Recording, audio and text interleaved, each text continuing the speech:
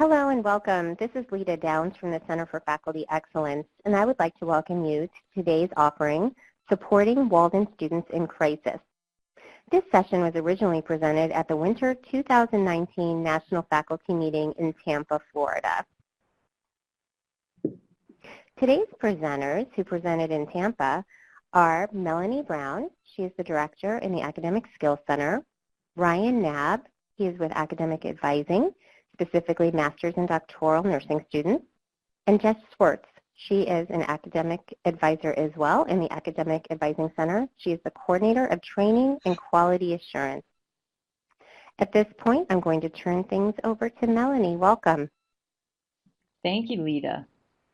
In today's session, we're going to go over the items you see here on the agenda. We'll start with our learning outcomes, and then we'll talk a bit about the relationship among success, crisis interventions, and persistence for student success.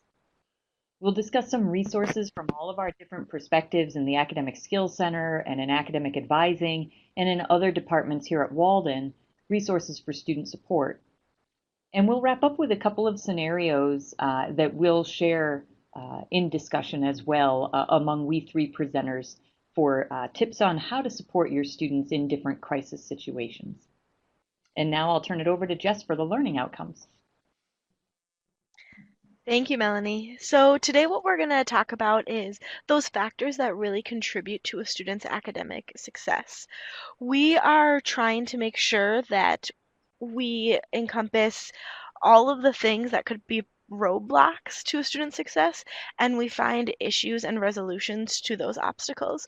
We have lots of resources in academic advising and with external factors to help make sure that our students are successful. We're going to talk about the relationship between students having access to those resources, their ability to be persistent, and how they can manage potentially difficult situations and crises. We're also going to talk about how we direct students to these resources, how we provide referrals, and we can make sure that we're getting them to the students in a timely fashion. With that, I'm going to turn it over to Ryan to talk about factors that may affect student success. All right, thanks, Jess. Factors affecting Walden student success. Being academic advising, we've got multiple factors that we come across on a daily basis that will affect a student and their academic requirements. From writing, methodology, reading, information literacy, to even relationships with the faculty, and being able to have that support from faculty. With the writing and in Skills Center, we do have multiple resources available for students that we direct, as far as just from APA writing to writing in a more professional master level college work. And then also that ties into the relationship building with faculty as well.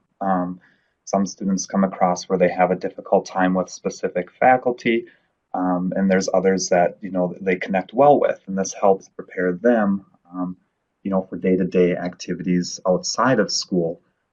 Always relate to students in as far as their manager. You can't pick your manager, so being able to adapt with different instructors and building that relationship with faculty. And then this ties into the personal and professional. So being there as an academic advisor to build that motivation. A lot of times what lacks that motivation is the time management. So what's been successful in building motivation and so forth, and what we strive to do is paint that overall picture of them completing the program, outline their program, their degree, when they're taking courses, so that they can actually see their progress. And that really is what also helps as far as with time management, breaking it down from weekly even to yearly for that overall picture.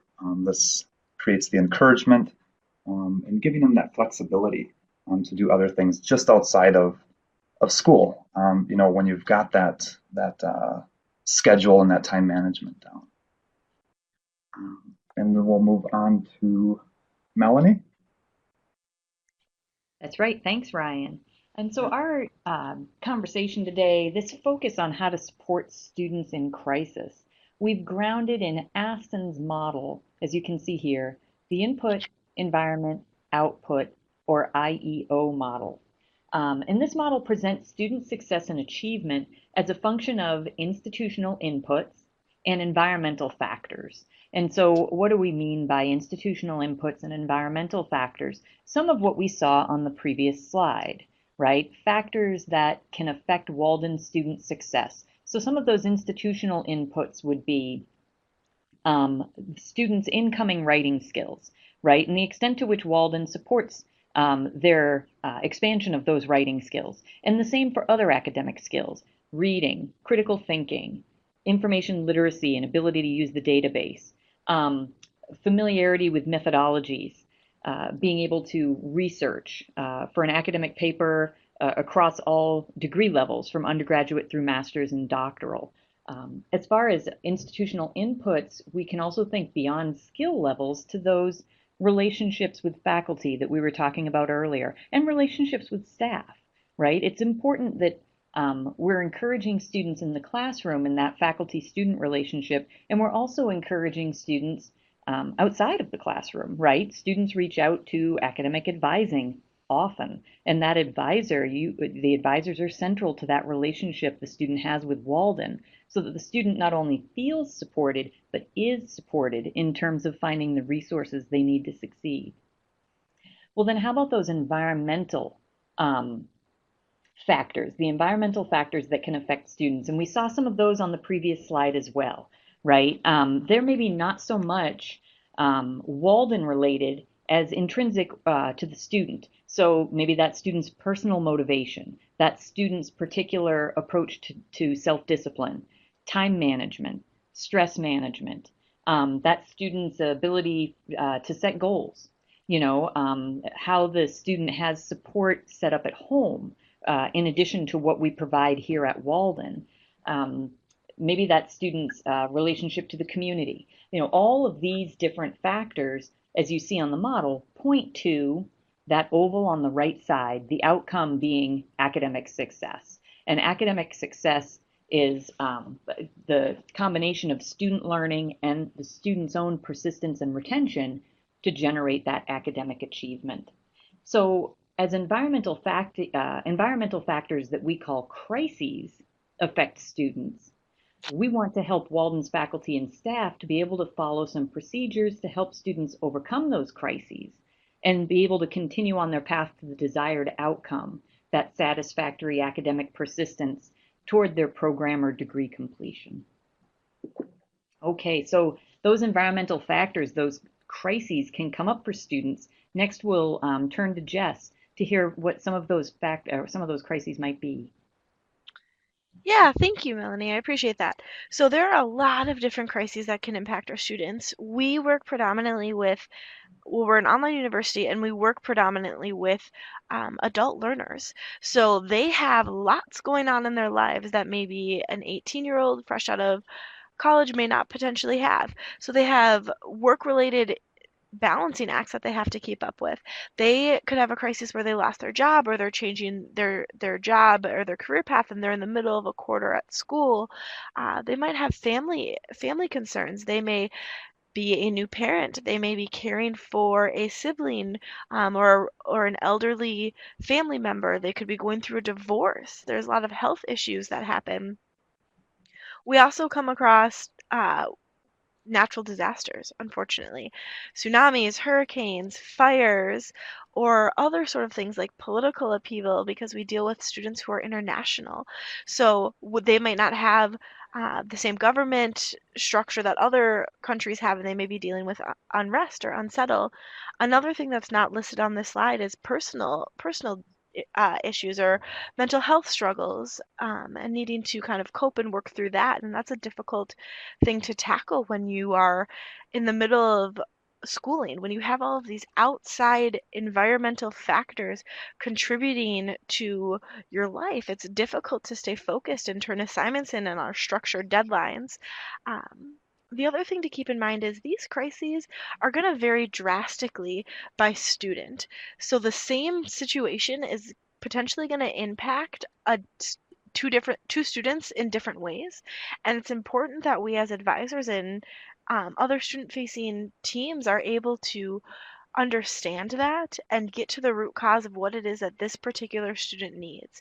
Because what may help one student in a particular crisis may not help a different student. So with that overview, I'm going to pass this off to Melanie, and she's going to go back to talking about the path to success and how we can overcome some of these crises with our students. Great, thank you, Jess. Yes, so how do we help a student who does encounter a crisis? How do we help that student maintain a path to success? And here we have some steps on that path, right? We can provide support by way of resources that can help feed into students' persistence, and there's kind of a circuitous skill building here. The skills that students came in with, we want to be able to support those and help the student deepen those skills so that they can persist, overcome that obstacle, and maintain a path to completion and success. So let's take a look at some of these steps a little more closely. We know for certain that institutional support directly affects student persistence and completion, right? Comprehensive support services are critical to being able to help students improve their persistence and completion. And we try to help students feel that support from their very first day with Walden, from even before day one, right? Day one when they encounter their enrollment advisors. We want them to feel part of the Walden community, and we work hard to try to make the paths to these different resources clear. That's why opportunities like this one, where we get to present with the Center for Faculty Excellence to be able to talk with faculty about where to find resources, makes such a difference. In the moment when students need resources, we want for faculty to be able to have at hand, bookmarked in their browser or available right in their email, where these support resources are. And of course, they're always just an email away to academic advising. You can always just write to advisors and say, I have a student experiencing X. Could you remind me where they go for this? And absolutely, we can connect students, and advisors can connect students. So we want those comprehensive support services in place.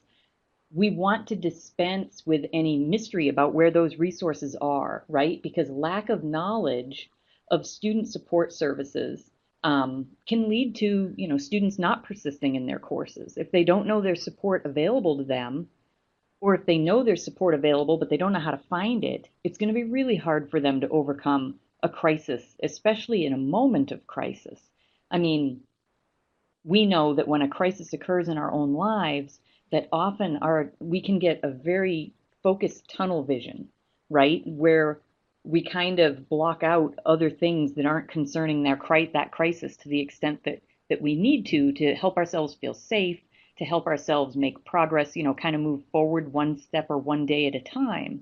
And it can be really hard to know where to kind of pop out and look for resources. So students are going to turn to us for help, and we want everybody to be informed on how to help students persist so they can go on and complete.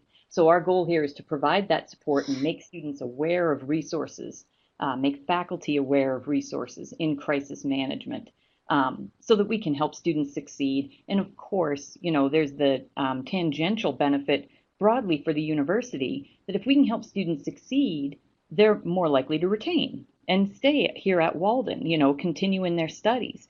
And yep, that's important, but primarily of primary importance is helping that student feel safe and secure and comfortable in the Walden community. All right, and now we'll continue on back to Ryan to talk about some of those resources available for students in crisis. All right, thanks, Melanie. So as far as when a student does reach out or they're in crisis, academic advising is generally the go-to.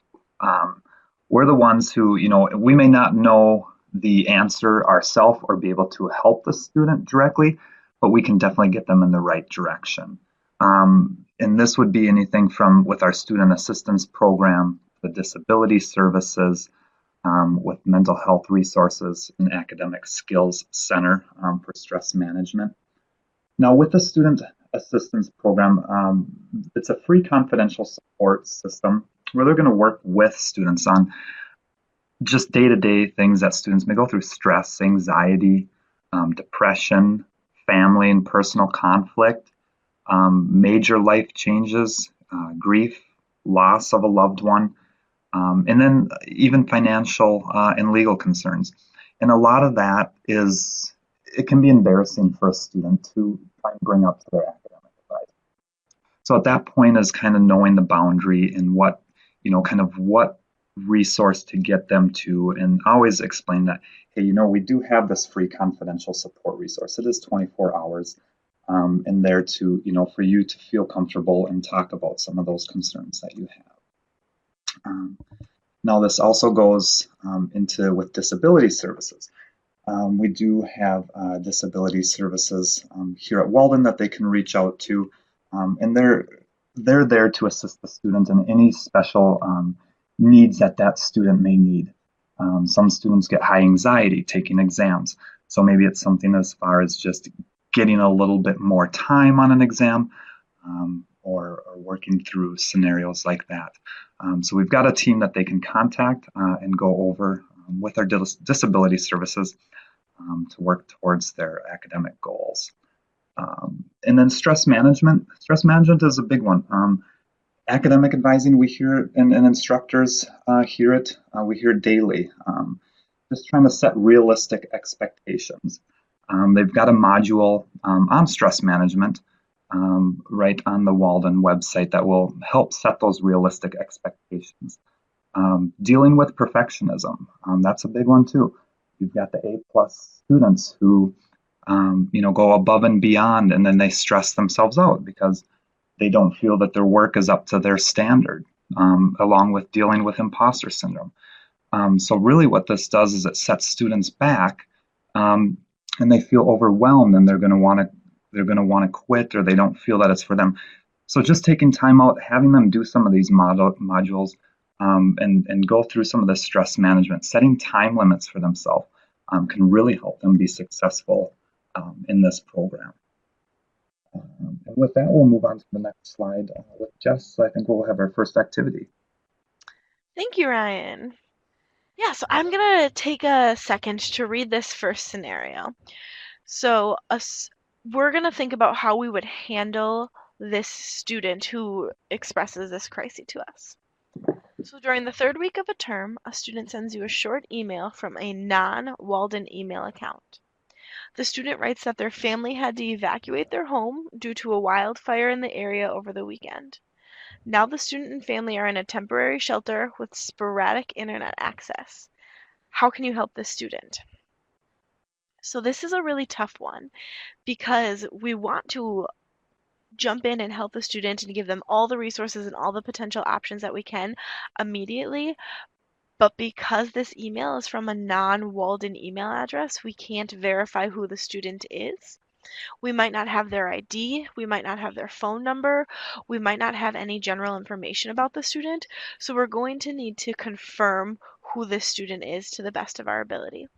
So one thing that we could potentially do is if we have that non-Walden email on file, which happens, it's going to link directly to the student account, which is great. And in that case, we're good. If we don't, we could definitely search the student in our system to see if we're able to find out who that student is. If we're able to find that student and they have a phone number listed, we can try and reach out to that student via phone and say, hey, I know you don't have great internet access right now. Does maybe communicating via phone work? And at that point, you allow the student the opportunity to verify their identity, and you can maybe dive into more information about what classes they're in and really determine their options. So I'd say that's the first really big one, is trying to reach out by phone if the internet connection isn't there. Another thing we can do for the student after we're able to get in touch with them and verify who they are is we can reach out to the instructors on their behalf via email. So we can send an email in advising to their instructors, letting them know that this is what's happening to the student and this is how they've been impacted.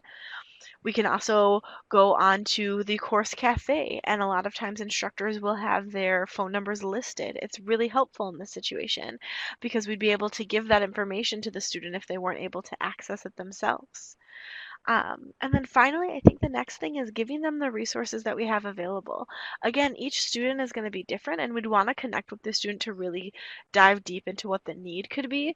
But there's potentials for retroactive withdrawals, where they won't get a grade for their course. There's potential for tuition waivers, if they can prove how they were impacted, where they wouldn't have to pay for the course.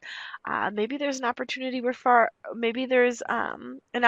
where they can just submit the next week or two assignments late while they're rebuilding and can work on getting that steady internet access. The situation is going to dictate the solutions. So we need to make sure that we're really asking the student, what is it that they need? Here are all of your options. Which one is best for you? So that's probably the way that I would go about handling that situation. And with that, I will pass it over to Ryan and we will look at another scenario. All right, thanks, Jess. And moving on to scenario 2. How would you help the student in crisis? 2 weeks after the term ends, a student emails you asking to make up missed work to improve their failing grade in your course from last term. The student has been doing well, but did not submit assignments in the final week and as a result failed the course. The instructor emailed twice toward the end of the course to ask if the student needed an extension but never received a reply. Now, the student explains that they are going through a difficult divorce. Grades have been submitted for a course, though, so you don't know how to help. The student asks to speak with you by telephone, which you agree and arrange. So how can you help the student and how can you prepare for this type of conversation? Now, coming from an academic standpoint, this can be a little bit of a difficult scenario for an instructor. Yes, the grades have been posted. What we highly advise is trying to work with in a scenario like this. It is kind of a bummer that the student missed out on their Walden email. I do come across this in academic advising quite often, where we're always trying to constantly remind students to check their Walden email. It does go missed at times, and so in a scenario like this, the instructor could look at doing an incomplete. Now, with an incomplete, they do need to have 80% of their coursework done. This would allow an extension for the student to be able to get that missing work in. Now, this can range anywhere from 30 to 60 days. That's all dependent on the instructor, and the student would work solely with the instructor on this. Now, it is based on the instructor on whether they would want to work in a scenario like this. If not, the grade is final per instructor teaching the course. So what the student could look at doing is they could be referred to academic advising, and we could look at doing a potential retro W, as Jess had previously mentioned. With a retro W, there is a petition and so forth required with documentation to support the extenuating circumstance. And we could look at doing a retro W grade. Unfortunately, in that scenario, the student still does have to go back and retake the course, but it does prevent from failing the course. And with that, we will turn it over to Melanie. That's great. Thank you, Ryan and Jess, for talking through ways that we could support students in these 2 sample scenarios. I was struck, Jess, on scenario 1, and I'm going to jump back there real fast. You had mentioned something that I hadn't considered until we began to talk about this in terms of this scenario, that you can't be certain when someone writes from a non-Walden email account, you can't automatically assume that is that student, that in fact the identity needs to be verified.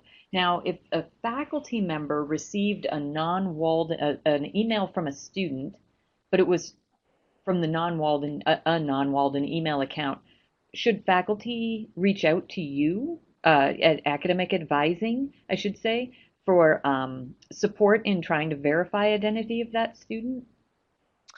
Yeah, that's a really great question. I know faculty have very different FERPA rules and regulations, and that's true in all departments, right? Our student support team will have different verification purposes. Our enrollment team has different verification purposes. They can absolutely reach out to us, and we can confirm, like, yep, we have that email on record for them. They're good to go. We can do that, no problem. And we can also, from what I've learned from faculty members, is for FERPA reasons, we are not allowed to give the faculty member additional contact information we have on file, but we can reach out to them with that additional contact information. I see. Yeah, Great.